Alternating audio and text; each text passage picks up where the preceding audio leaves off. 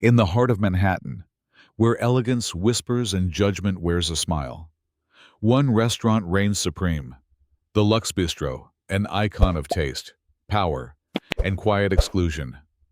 But when a single red hat walks through its doors, everything changes.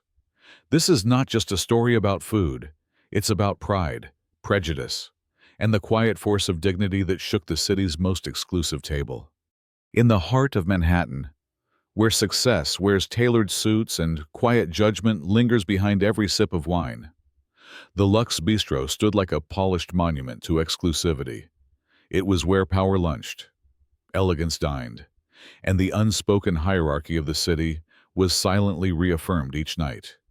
The velvet booths, the soft gold lighting, the faint clink of crystal, it was a symphony of class, curated and guarded by one man, Victor Carrington. Victor, the restaurant's manager, was the architect of its social ecosystem. At 45, he had perfected the balance of refinement and control. Nothing slipped past him. He noticed if a fork was half a centimeter off center. He remembered the names of senators' mistresses, and he could smell a social misfit the moment they crossed the threshold. That evening, just after 7, the misfit arrived. The red hat appeared first, bold and defiant. "Make America Great Again," stitched in defiant white across a crimson cap. It hovered above the crowd like a signal flare. Heads turned, eyebrows raised. Wine paused midair. Victor spotted him instantly. James Monroe, 6'3", clean-shaven, with a posture that refused to bend to scrutiny. Victor didn't recognize the name yet, but the hat, that symbol, made it irrelevant. In the Luxe Bistro, politics had no seat at the table, or so Victor believed. Monroe was guided to table 9, by the window, where the view of Central Park was as much a part of the meal as the dry-aged ribeye. He sat with the calm assurance of someone unbothered by the frosty stares and forced smiles aimed his way. Victor approached. "Sir," he began with his signature smile, a well-practiced mask of grace.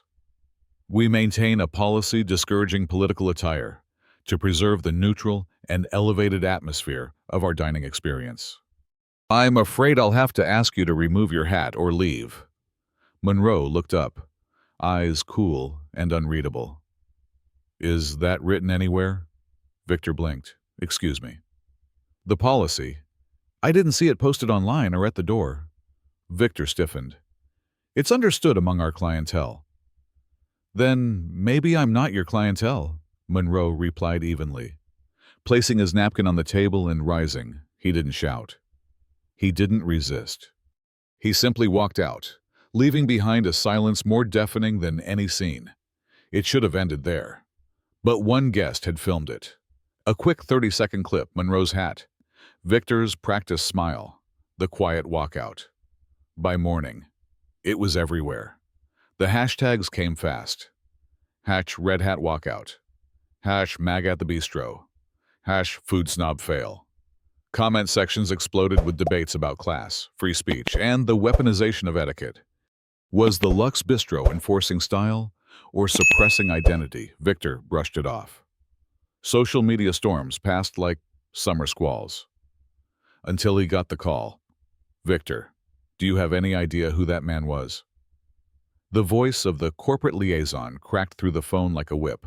A provocateur. Clearly. That provocateur was James Monroe. The James Monroe. Silence. Victor felt the color drain from his face. James Monroe was no ordinary guest. He was a celebrated food critic whose reviews could elevate a hole in the wall into culinary legend or bury a 5-star establishment under scathing prose. And Victor had just escorted him out over a hat. Panic set in. He drafted an apology email, complete with an offer for a private dinner on the house. No response. He followed up. Nothing. The silence was more damning than rage. 2 days later, Monroe published a piece titled "The Table They Couldn't Set." It was not just a review. It was a takedown. He described the restaurant as a cathedral to exclusion, where ambiance is prized more than integrity. He outlined the encounter with icy precision and challenged the industry at large. When does taste become tyranny? The article lit a fire. Other patrons began speaking out. A black couple shared how they had been subtly discouraged from reserving the main dining room. A young man with a visible disability recalled being told the accessible entrance was under renovation for 3 weeks. The stories were different, but the theme was the same. The Luxe Bistro didn't just cater to the elite, it enforced their image. Reservations plummeted. Press inquiries poured in. The restaurant's Instagram became a battlefield. Influencers pulled their tags. Regulars quietly vanished. Victor was summoned to a meeting with the board. His arrogance, once admired, had become liability. He was placed on leave pending a review of conduct. For the first time in decades, he walked past the front door of the Luxe Bistro without entering, alone in his apartment. Victor scrolled through the comments. This is what gatekeeping looks like. Let's not pretend food is neutral. They kicked out a man for wearing a hat. What else have they done? He began to question what he had built. He thought of Monroe's calm, the restraint, the quiet power in refusing to argue. And then, finally, he saw the bigger picture. Monroe hadn't worn the hat to provoke. He had worn it to test. And Victor had failed. 3 weeks later, the Luxe Bistro held a press conference. Victor stood before the cameras.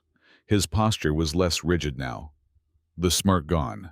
"I made a mistake," he said. "I confused exclusivity with excellence. I upheld decorum but ignored dignity. For that, I sincerely apologize." He stepped down that day. The restaurant slowly began to rebuild. They hired new management, introduced transparency around policies, trained staff in inclusive hospitality.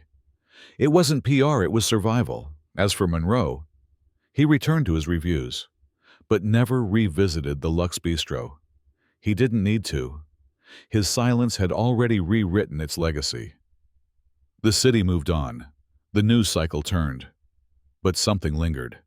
In dining rooms across the country, managers debated silent policies.